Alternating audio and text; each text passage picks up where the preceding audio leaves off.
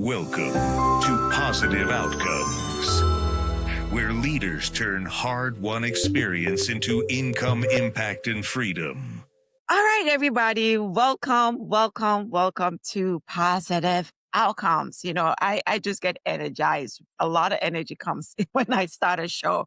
But again, this is where professionals and leaders turn their expertise, help all of us to turn our expertise into income, impact, and freedom. And of course, I'm your host, Dr. Doreen. Today's guest, Patrick.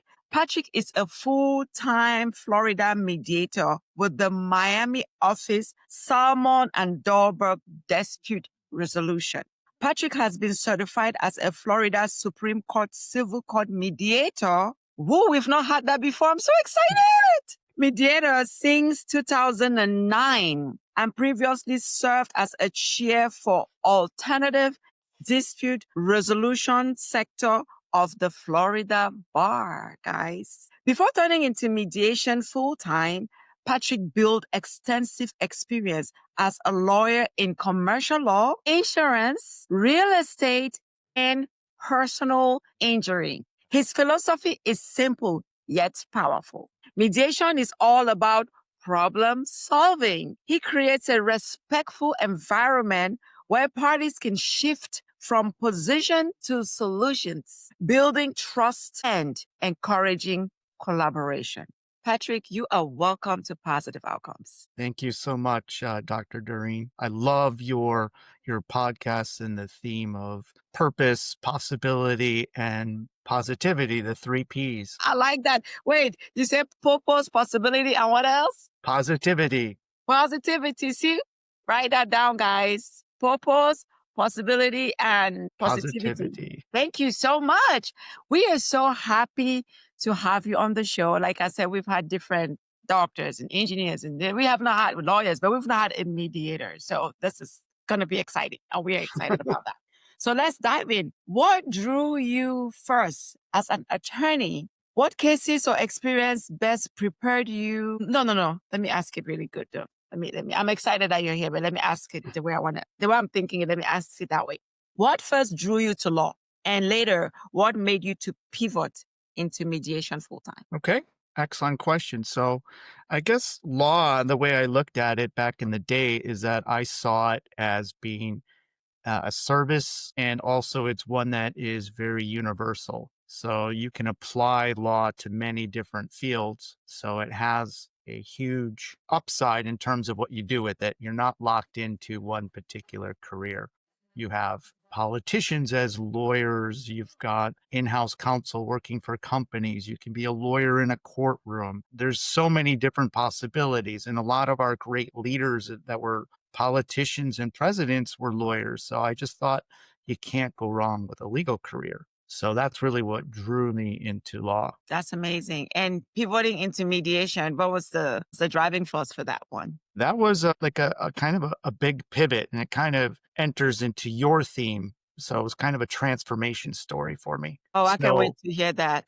Back in 2014, my mother, unfortunately, was diagnosed with lung cancer at an early age of 65. And at that time, I already was practicing law for about 20 years. And I started to question kind of my purpose in my career at that point. It was kind of a grind. I wasn't finding a lot of meaning or purpose in it. And this kind of was a major wake-up call, that event. And my mom, unfortunately, ended up passing 9 months later.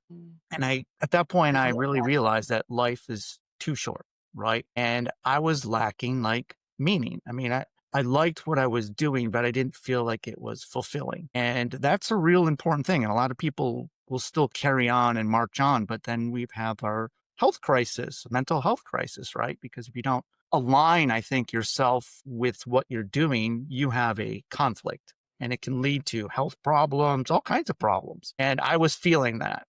And I guess the impetus of this move was my mother's passing. And so I decided I need to make a change. What can I do? And I thought that you really need to try to find a purpose and a passion and hopefully merge them. So that's what started me on that. And my 2 passions really are helping people, and I love veterans and history. So they seem kind of different, like maybe opposites, but I saw them as peanut butter and jelly, to be Yeah. honest. You connected the dots. Yeah. And so how could I combine these? Is it possible? So the first thing I did was so this is shortly in, 2014, I created my nonprofit. It's called the Making History Project. And it's an oral history project where I interview veterans and I preserve their stories, combat veterans, all veterans really, and, preserve their stories not only for them, but for their families, future generations, and also goes to the Library of Congress. So that kind of was one part of my passion, that kind of part. And my skills as a lawyer helps me with that because it's almost like doing a deposition in a way on a more humanistic level. So interviewing people, kind of like what you're doing right now, right? Yes. Yes. So that was that. But then what do I do as a career, right? How do I survive? How do I make money? What's the second Right. component? So that's where the mediation came into play. That would satisfy one, the financial aspect, helping people, but also using the existing legal skills that I have. So I had to make an intentional connection between those two worlds, and they actually overlap in a certain way because I'm still doing the things I like. I'm interviewing people, I'm helping people, and that's really kind of what I did.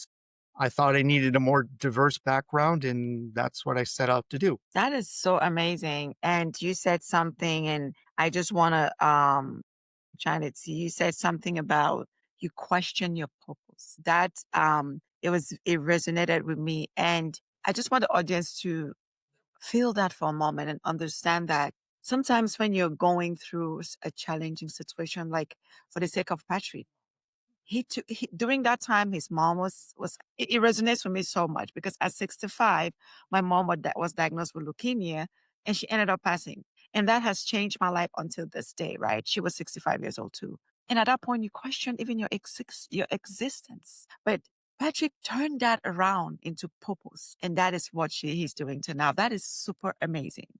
That is a story that we need to put in a book. I'll tell you that for sure. um Coming back to you, looking back at one time as an attorney, right? Let's talk about that. What cases or experience best prepared you to do the work of mediation that you're doing today? It's kind of an easy one, all of them, Where's- because I always wanted to do mediation. I knew that. I got certified early, but I never had time because I was so busy handling all my legal cases to actually do mediation. They're two different things, right?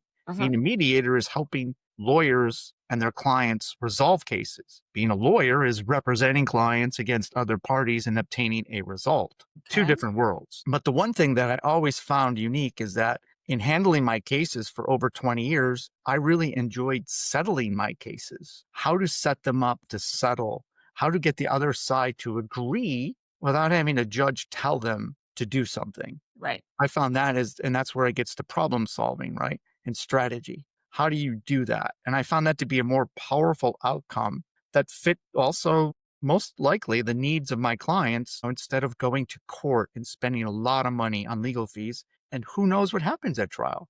You've got competent legal counsel on both sides. Jurors could decide one day that they don't side with you because they don't like the color of your tie. I mean, it is Yeah. can be like that. But where if you can get parties together and decide how to fix this common problem without going through that whole legal battle is a better alternative in my mind. So I always enjoyed doing that. And so it was natural for me to say, why don't I do that full time? And that's all I do. Amazing. Help people resolve cases. That's amazing. While you were talking, this just came to mind because you're a mediator, you balance stuff. How do you handle conflict? Let's say you're in a room and two people are no, and how do you composure wise? Because I know we talked yesterday with another guest about responding without reacting, but from your perspective, since you're doing that day to day, how, and for someone listening to us tonight that wants to really know how to resolve conflict, what advice will you give us? Well, one thing that I found incredibly helpful is just the whole element of mindfulness and really studying what that means and staying in the moment, paying attention. It sounds simple, but it's difficult. But when you are mindful of what's going on and you can see the bigger picture and when you become mindful, like I, as a mediator, if there's chaos going on in the room, I can't join that chaos. If I do, it will only get worse. So you need to be an example. You need to be the mirror for other folks. And when you are calm, when you are friendly, when you can engage people and show that you're interested in trying to solve their problem, you can get them to start entering that same space with you and they buy in. And when you can get both sides of this conflict to do that, then all the emotions start leaving the room and you get them to start thinking with a different part of their brain of how to actually get the rational side of their brain. Because emotions is not the rational side. That is the monkey wrench that does not allow you to make good decisions. My goal as a mediator is to get people in a nice space where they can make rational decisions, to weigh the positives, the negatives, to do risk assessment. Is it really worth it to go to court? How much is that going to cost? What are my chances? To start doing that versus I want my day in court and I want to beat you up in court, right? That's a completely different attitude. I need to get you back to the other way of thinking. So I need to be the mirror, the guide, the role model for that. That's kind of how I handle conflict, building rapport with people, being the mirror. That is so amazing, being the mirror. And for the audience, we can take that back to ourselves, right? Same thing when you are going through it. It might be with you in your own room and you're just upset at something. Be mindful. Maybe take a personal risk assessment. Why am I behaving this way? What outcome? We're talking about positive outcome. Is it going to lead me to a positive outcome? Fighting, hitting things, and doing stuff. What is the end goal? Is it your emotions speaking or is it rational speaking? So this is just amazing. And I like the way he's saying it being a mirror of the outcome. I mean, amazing. I love that. So I want to go back to questioning your purpose because I know the people here are going to want to know more about things that are out of the box from being in the legal world. Can you talk more about that and maybe someone listening to us tonight, because the goal is to get someone to take the next step, is at a place where they're broken, they're questioning even their existence and their purpose. What will you say about that? I'll be very honest, it's not easy, right? I mean, there's two paths. You can go down, there's three. There's the status quo and just keep on going, but you may never be fulfilled, right? There's the other path that's destructive, where to compensate for staying on that same path, you start doing destructive things and you have a downward spiral. And that takes on many different forms of, whether it's addictions or whatever it may be, right? And then there's the transformative stage, like, okay, here I am. What am I going to do about it? And this goes back to like mindfulness principles too. One big one is acceptance. It is what it is. I know that sounds trite, right? But it is one of the core principles. Accepting what is happening. Can't change it. The past is the past. The most important thing is, how do you respond to it? What are you going to do next? And what are your goals? Do you want to be in misery or do you want to try to find something better? If you want to find something better, how do you get there strategically? And so I did. I mean, it took me a while. Again, it wasn't easy, but you map it out. I want to be at X. What are the steps to get to X strategically? And start implementing it. And in this society also, there are, generally speaking, no quick fixes. We look for them, right? Because we're used to the phone and quick little buttons and push this, push that, take a shot and then you are beautiful. Whatever it is, the fad of the day. When it comes to finding purpose and meaning, there is no quick fix. It starts here and here, and you need a strategy and a goal. And so I literally on a piece of paper mapped out, what was I going to do? First, I need to know where I was going. If you don't know where you're going, You're going nowhere. You don't know what to do. You're going nowhere. Yes. You need a destination, right? Just like if you're planning a trip. And what do you do for a trip? Okay, how do I get there? And when I get there, where am I staying and what am I going to do? Same thing with the purpose. What do I want to do? What aligns with my purpose? What skills do I need? What credibility do I need to do that job or position or whatever it is? And then go out and get them one by one. I mean, it took me, I think, more than 6 years to get to where I wanted to be. And I was already a lawyer for 20 years. So it's not easy. That's very deep. But each step I was growing in those 6 years. I wasn't staying the same. Right. I was going in a different direction. So, in a nutshell, we should not be expecting instant gratification, right? The community, the society we have fast food, fastest, now Uber Eats, everything is moving fast, fast, fast. But when you're in a place where you have to discover your purpose, your passion, you want to get to a place of contentment and fulfillment, it comes with strategy. It comes with your mind, it comes with your heart, it comes with grounding, it comes to looking yourself in the mirror, talking to yourself some days and say, hey, who am I? Why am I here? What am I doing now? It comes with a lot of thinking and being extremely intentional. And like Patrick said, and having strategy, writing them down, writing it clearly down so you're able to follow it and get to your positive outcomes. That is a great nugget for us tonight. Thank you so, so very much. So I had to get that out of the way. Let's come back to legal, your legal, what you do there. Okay.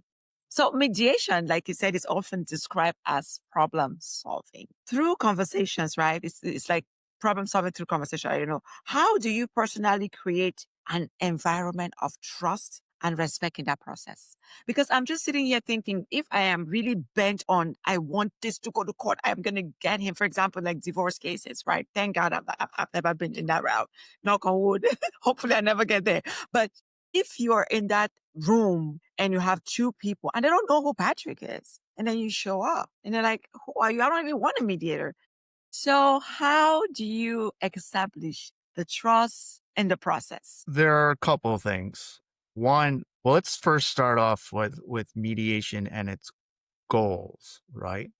It's not necessarily to come to a settlement, even though that also may seem counterintuitive. That is a wonderful aspiration. But the real goal is that each side has self-determination to decide what they want to do.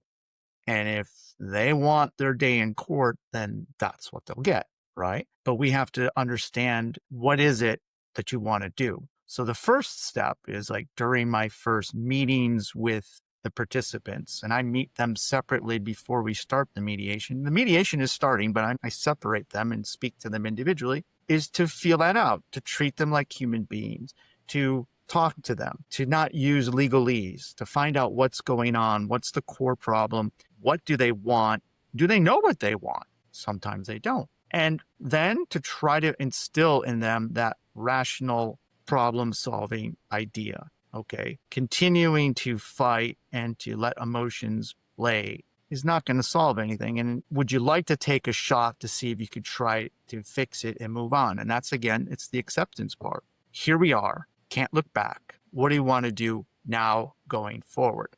Yeah, you can fight if you want, but you want to give it a shot to see if you can fix it. Because in Florida, at least, I mean, I think the statistic was like 98.6% of all cases do not go to trial. 90, over 90%? 98. 98? So when people say they want a trial, they want their day in court, statistically, you're not going to get it, believe it or not, because those cases are going to be resolved either through a settlement or some other process, but primarily through settlement. So I try to get people into, reality checking. Really, what is it that you want? Is it in your best interest to continue this dogfight? Does it make financial sense for you? Does it make emotional sense for you? There are better things to do, right? Positivity. Why live in this negative world? So I try to get that type of thing going in the room, and I get them to communicate well. So I have a challenge coin that I use, something I learned from my veterans. Veterans exchange what are called challenge coins. Okay.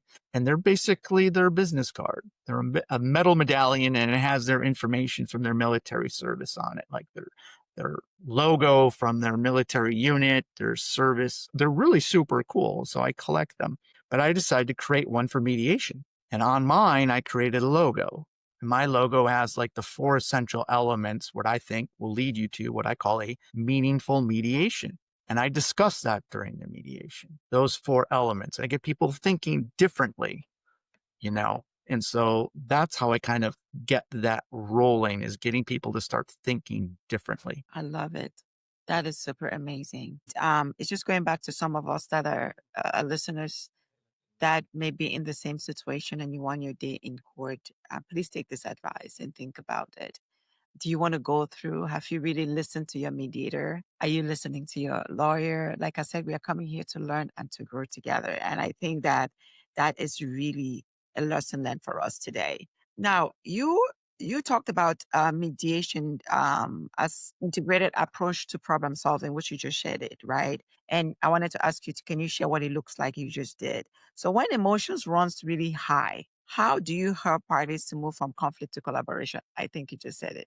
Like when you're in the room and the emotions are really high, I think you said that you will first you start with them in separate rooms and then you come back. Like you already answered most of my questions written down on here. I can actually help you a little bit more. And the emotions, I try to nail that right off the start, where hopefully we don't have the emotions, right? So, in other words, that's where it comes in, like the 4 elements that I discuss with them. Listening. Okay, these are the 4 elements for what I call a meaningful mediation. Listening to the other side non-judgmentally.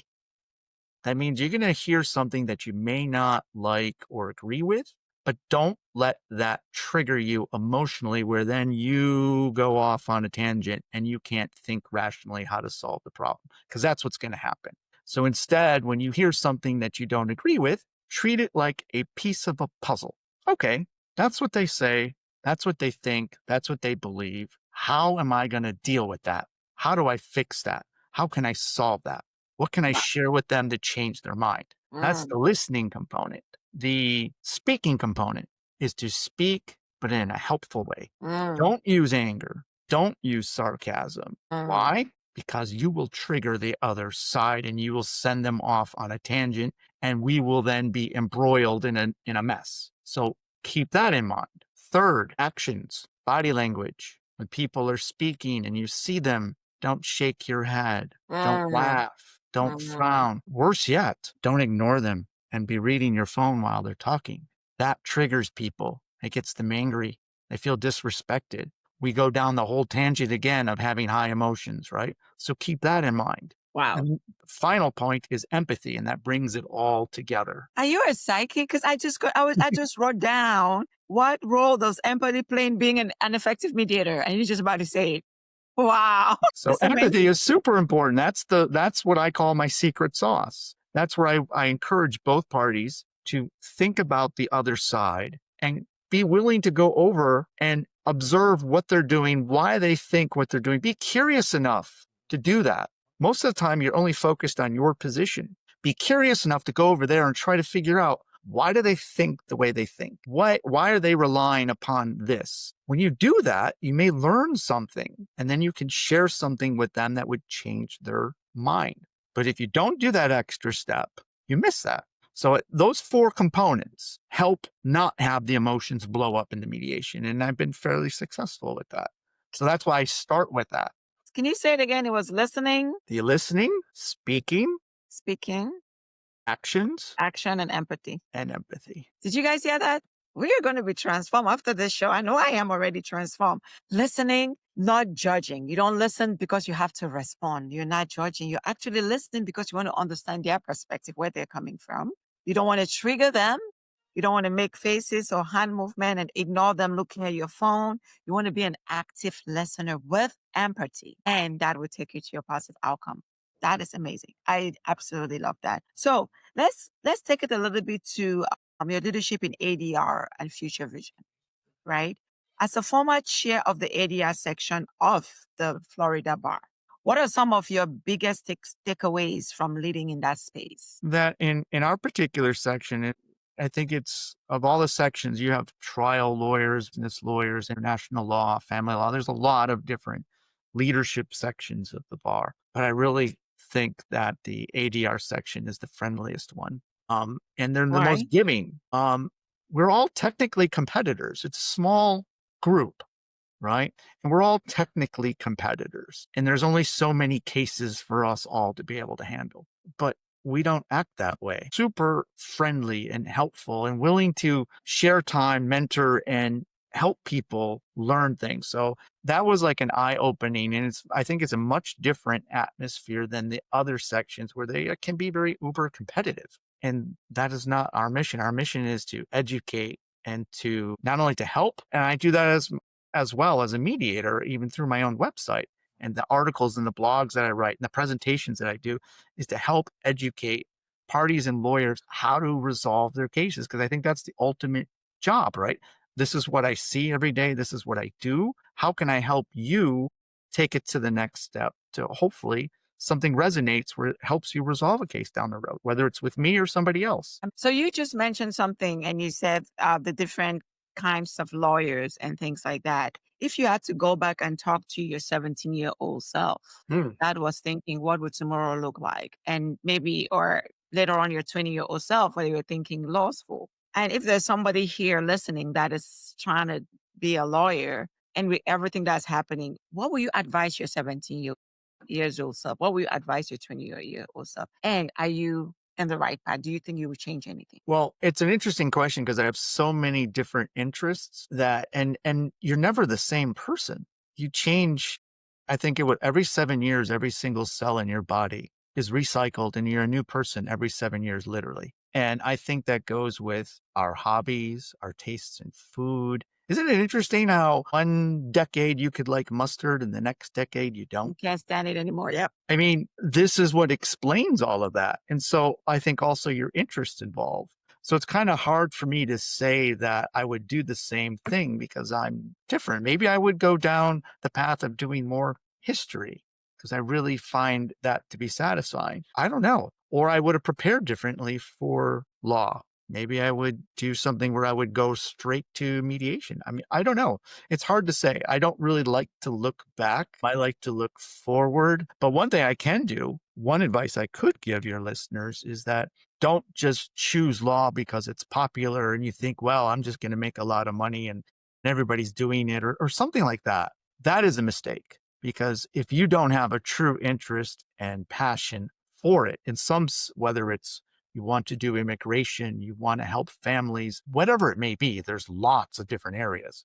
If you're just doing it because you'll figure it out later, and I think there's a lot of people that do that. They go to law school as a default, like Mhm. they don't want to become a doctor, they don't want to go into business. So let's just do law and we'll figure it out later. I think that is a recipe for disaster because if you don't find your purpose in law, you're going to be dissatisfied really quickly. That is deep.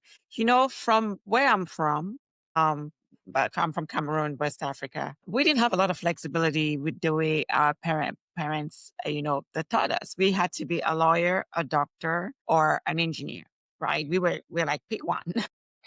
So I know for me, like a lot of I was like, well, I like chemistry, I like maths. I'm just gonna go the medical route. So a lot of us didn't have the like here now in the States, we have a lot of research. We are told to collaborate and engage and all this stuff. We didn't have that, right? But a lot of us ended up being like, I have my siblings are doctors, my siblings are engineer, and we followed what mommy and daddy told us to do. And for people like that, right, that they're back home, I know right here, the awareness is there. They're back home in Cameroon right now or somewhere in remote where their parents just tell them what they have to do and they get to see the light like I did. I saw the light. I'm like, no, I want to coach. I want to consult. I started working. I worked at almost a lot of healthcare facilities.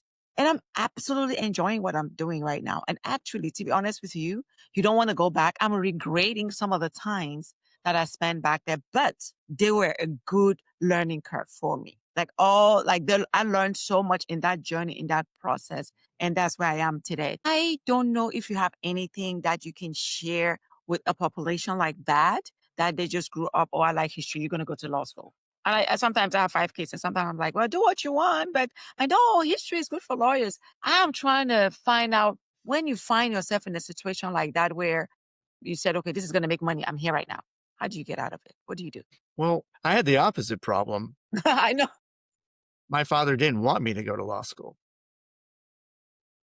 That's So interesting. Why? I'm not sure. He just didn't think it would be right for me. But in the opposite way, like you should go and do this, or you're going to do that. But at least you have a choice, right? Between different ones. You still need to figure out which one makes the most sense. And if it's going to be, let's just say, or if it's chosen for you, like you have to go to law school, then realize, do the research. What else can you do with it?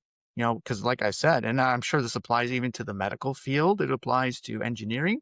There's so many different things you can do with those degrees. It's Exactly. the training that you get that you can Exactly. apply to different things. Like there's engineers that are building apps. Now that field didn't exist when they were in school, Right. right? There are lawyers now doing other things. They become entrepreneurs, Right. right? They're running businesses. They're not actually lawyers, but they learn the legal skills of contracts and how to think and how to write and do different things. So try to figure out how to apply those skills to something else if need be. So you might feel stuck, but there are options out there. For example, I felt that way, but I actually turned that into a seed to get to positive outcomes, honestly.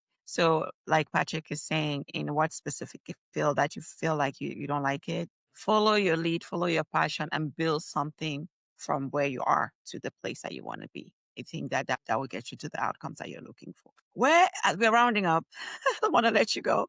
But where do you see the field of mediation in the next 5 to 10 years? Well, specific to Florida, I think it's growing because we have a huge amount of cases. Disputes don't go away, legal disputes. And there is not enough judicial time and resources to handle them all. And the laws have changed that have required our cases to proceed faster.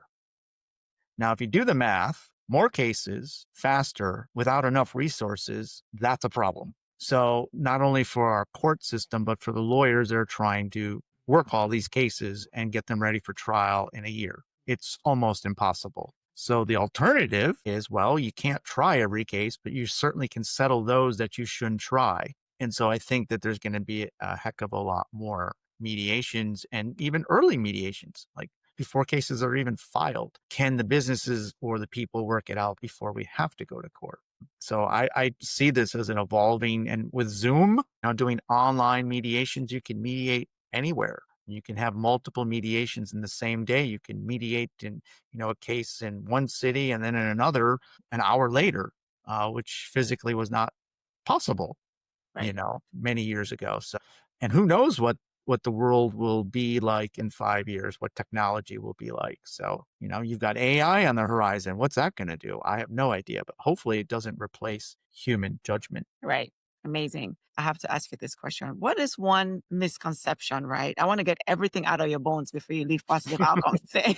So, what is one misconception about mediation that you really wish more people can understand? I think the number one misconception is that it has to result in a settlement. And if it doesn't result in a settlement, then it's a failure. Whether the parties think that or the lawyers think that. Or if it doesn't result in a settlement, then the mediator maybe did something wrong. Right. And so, but really, if you remember the core purpose of mediation, it is for the parties themselves to decide the outcome and to make an informed decision on that outcome. So they know their options. So for me to have a meaningful, and that's like my website, that's what I'm known for, to have a meaningful mediation is to get there. So people know what's going on, they know their options, and they can then decide which path they want to take. And if their path is not to settle and they know what the alternative is, then to me, that's a successful mediation. Not all mediations have to actually result in a settlement. I mean, it's perfect. It's wonderful when it does, but the opposite is not true. That is, it's been a waste of time. It's bad. We didn't have a settlement. It's bad if you didn't go through that process and you didn't learn anything new.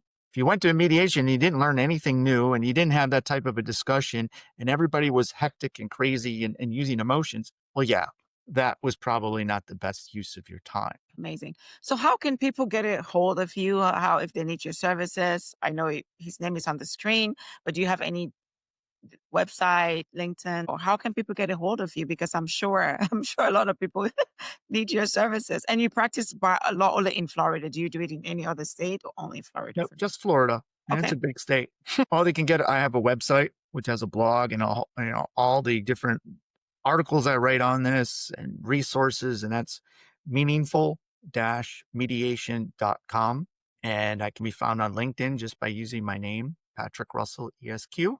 Those are the two easiest ways to find me. Amazing. And it's easy as you can just see his name on there. You're able to get a hold of him. Thank you so much. This was such an insightful conversation. So leave us with some life lessons, even just one that would take us to positive outcomes. Well, I guess to summarize what I started out with, I think to have a happy and fulfilling life, you have to have a meaningful purpose. And when making a change, it doesn't necessarily have to be radical, but you need to do that strategic step. And it's easier to incorporate that change when you already have those skills. And if you can tweak them to a new purpose, that will help you in a transformation. And it can take some time.